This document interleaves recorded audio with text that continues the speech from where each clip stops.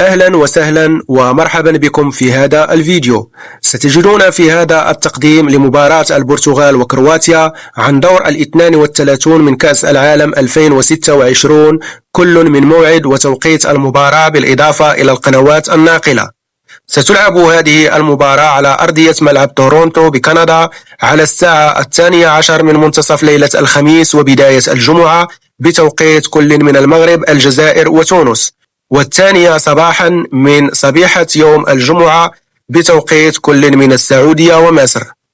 بالنسبة للقنوات الناقلة فستذاع هذه المباراة على قناة بين سبورت ماكس 2 بتعليق حسن العيدروس، وعلى قناة بين سبورت ماكس 4 بتعليق محمد المبروكي.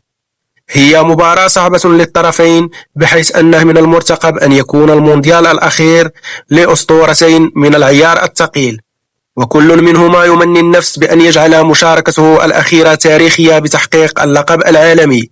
فلأي منهما ستؤول نتيجة المباراة؟ لأصدقاء كريستيانو رونالدو أم لأصدقاء لوكا مودريتش؟ فرجة ممتعة وإلى اللقاء.